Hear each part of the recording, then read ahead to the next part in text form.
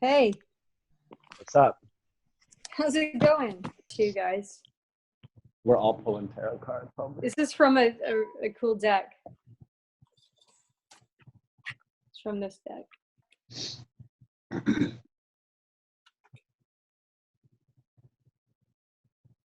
Adjustment. Ooh, fine tuning. Hey, Yeah. That's what we're doing. Yeah. Yeah, because it's easy to, yeah. My thoughts are, drop it in, Jenny. Drop it in. I was going to say it's easy to, in the beginning, and, you know, we did our intro, who we are, but, you know, we got to now adjust to the real chemistry alchemy that is conversation about like one thing, you know. Yeah. People still were saying we had great rapport and chemistry. Where's your merch? You know, Where's the merch? like I want to wear a Dream Freaks t-shirt. Yeah. Oh, I cannot wait to wear a Dream Freaks t-shirt. I know. Seriously, that's gonna be good. Yeah, it's Dream Freak. Dream Freak, yeah. I'm a dream freak. I like, is life a simulation? The Matrix topics. What might be? What is consciousness? So I chose the Matrix. So maybe we should do that. Yeah. I do like the Matrix. I like the Matrix. I like And that. I talk about the Matrix a lot as when people are like, how did you get into dreaming? I'm usually like, the Matrix. Really? Oh, that movie. I mean, I was like 7 years old, you know, and like, that's funny. I was like so young and I didn't know it at the time, but like, that's the whole, like the Matrix is literally responsible for so much of my life path. Oh my God. I remember Like- seeing it in the cinema. Why I wear black. Yeah, my brothers took me to go see the Matrix and like, I didn't even know it. And then looking back, I was like, holy shit, this is it. How shocking was the part when he gets unplugged? How like impactful So good. that was. That for me was like, you know. Wait, but Jenny, did you pick your? Oh, sorry. So wait, you mentioned The Matrix. the Matrix. Well, one of my favorite quotes from Stephen LaBerge, where he says, "Dreaming is perception without external sensory input, and perception is dreaming with external sensory input." Okay, don't forget that for the podcast. Oh, I never do. I would talk about that all the time. I literally just put it in a lyric in a song that I recorded. Okay. Oh, perfect. Well, similar. I say, truth be told, reality is nothing to me. Sense perception coming through internally. Externally is where we meet, and suddenly it's clear to me that everything is here for me. So I have Dare. Oh, there's more. I said, dare to dream the dreams obscene of burning broken things and guillotines. For only then will you make friends and find. Only then will you make friends with the unseen, and find you there your king and queen. Bestow the crown and throne of worth which you've been deemed. maybe we Amazing. should start with that. You should start. Yeah, like Seriously, why not? getting things in the mood. Yeah, and I would also like I actually found, you know, when you find an old journal. So I found one of my journals, and in the journal, in the first page of my journal, I have something at the bottom that says reality unplugged. And I had just had this dream that I totally forgot about. And the thing was that I woke up in reality, and I was shown where life takes place. And it was everybody that I know in this life, but they were different people there. So basically even my ex-husband was there, so to speak. But in that life, we were never married or had anything to do with each other. So he was very humble and embarrassed almost for the illusion that took place within that other, I guess you could say, the Matrix, so to speak. And the guy that is just a friend of ours here actually had more of a romantic connection with me, which we have nothing to do with each other here. And Dimitri was there, and my children were there, and it was interesting because the main thing that we had to do was we didn't live with, there was no internet or electricity, because that is how they find us. That is how we get duped back into connecting, so to speak. So we were like people nomading through abandoned deserts and cities, and that was like the real reality. But you could see it like a string that went into this, like what looked like a galaxy, and that was this. And it was like I woke up from that, and I wrote that, and I had forgotten about that dream. And I even after that dream, I unplugged from social media for 7 months. Wow. Like it was that, like, one of those moments. Okay, this is great, Jenny. I think, and it was during a Mercury retrograde too.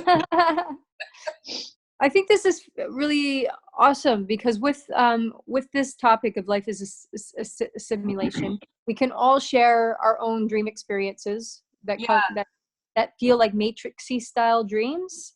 Okay. And the Tibetan, a lot of the Tibetan practices talk about like how all things are illusory. Yeah, plus it's both a spiritual and philosophical thing to ponder upon. So it's not like you have to have a direct experience with it. Just It's something that we will explore. Or maybe I can manifest one before we. Yeah, totally. Before we do it. Or even, it doesn't even need to be an experience that happens in the dream state. It could be an experience we had in our waking state. I can think of things, where the veil is slightly lifted and you're able to see beyond the illusion of this perception. So yeah, maybe we could, I think adding in personal experiences and sharing personal experiences adds a real richness to our podcast. The matrix, the way that people think. Yes, I understand it as a general concept, but I almost feel like people get stuck in it's a video game, or what do you call that? Like we're all hooked into a avatar mode. Yeah. And for me, it like if there was such a thing as the Matrix, it's a completely different construct, and it is not that technical and sci-fi. It is more spiritual and of the soul. So that would be like something that I would probably try to explore. It's not like how it's super technology oriented. Sometimes. Yeah, but it's like like the Matrix made it very like, the codes and, for me. That's the allegory. Mm-hmm. But a lot of people took that very to heart. Like very. Well, I mean, the cave. Yeah. I mean, Plato's The Cave. That's what they like really drawing. Exactly. Yeah. Kind of. Oh, sorry. Outline that. Maybe we should ask, well, what is reality? Because a big part of like this life simulation thing and Matrix concept is what is reality? Is this reality, or is this the true reality, or is something else the real true reality? So what is what is reality? Nothing is real. And nothing to get hung about. Well, this being a dream is part of the illusion, so to speak. Right. Life this is my main, that's what I mean by deeper than just technology, because even if we are within a dream, you're still within the being, within the soul. You know what I mean? Yeah. It's not so like, we are robots dreaming about being human. Although that could be. Yeah. I mean, something I say a lot is that like the Buddhists take dreams to be as real as our waking life, and our waking life to be as dreamy as our dreams are. And I really like that a lot, actually. Yeah. That not just like this isn't like an illusion, but that like our dreams are more real than we think. Yeah. Oh, and this is dreamier than we think. Yeah. And that I was actually just reading Andrew Holochek's Dream Yoga, and how he had a couple of weeks where he like had a really hard time distinguishing between those states. How do they stay grounded when they're losing their ego, when they're losing their identity, when they're thinking it's an illusion? Oh my God, I'm gonna, dissolve. Like, what do they have that's gonna make them come out okay? Spirit guide? I don't know. Yeah, and also I forget. Damn, I'll look where this is from. But in one of my books, they were talking about Maya, and the illusion, not as like illusion being like, not that it's like fake, but illusory in the sense that it's constantly changing. See, I like that, and that goes more in tune with what I feel like. Not that it's fake. That's the part that I don't like. That they feel like it's a fake, made up. Yeah, exactly. And even like dreams, it's like, the dreams, like they're like not real, but that doesn't mean the experiences of them aren't valid. Exactly. Like the experience of it is real. Yes. That dreams are like purely subjective experiences. And that we take that subjectivity of the dream world, carry it, and layer it on top of the objectivity of our waking life. Yes. So illusion. Which is what Stephen LaBerge is saying, right? That's what that quote is saying, that like dreaming is perception without external sensory input, purely subjective. And then dreaming or perception is dreaming with external sensory input, meaning that it has an objectivity to it, which is what the reality check is. It's just like a little science experiment that you're testing that's falsifiable. You use something like gravity that we can all agree upon and take a little hop. And if you come down, then you're not, that's how you know. Or something like text, like looking back and forth. There we go. The Brady Bunch. The Brady Bunch. So you were saying, Alejandro. Oh, and even subjectivity, objectivity. That even like, that's the reality check. That's like the scientific method. And also that's like what I think the meditation process is kind of about.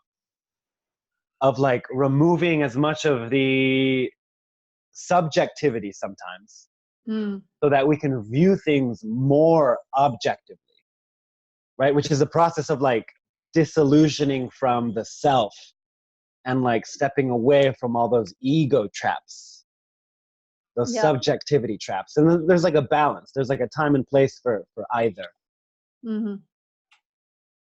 And that's a good thing about balance, because if you know that the pendulum swings, then you're okay, because you know that you will be there, but you will also come back, from being objective to being subjective, and not just completely. Because also some people get like, in a more recent example, I just saw Neil deGrasse Tyson. Yes. Is like a very objectively minded person, super scientifically minded. And I feel he was out of touch with some of that subjectivity, and he was tweeting about like the shootings and how he's like just giving out numbers. I was like, dude, you're missing the point though. The point's not that like all these other people are also dying from all these other things. Like the point is that like the humanity of it. And like that's where you need some of that like emotional ego, like how do I feel about this, and not just about the raw facts and numbers. And some people are on the other end of the spectrum, where they're like only in their feelings and don't consider any of the facts, and then maybe are like riddled with anxiety or something.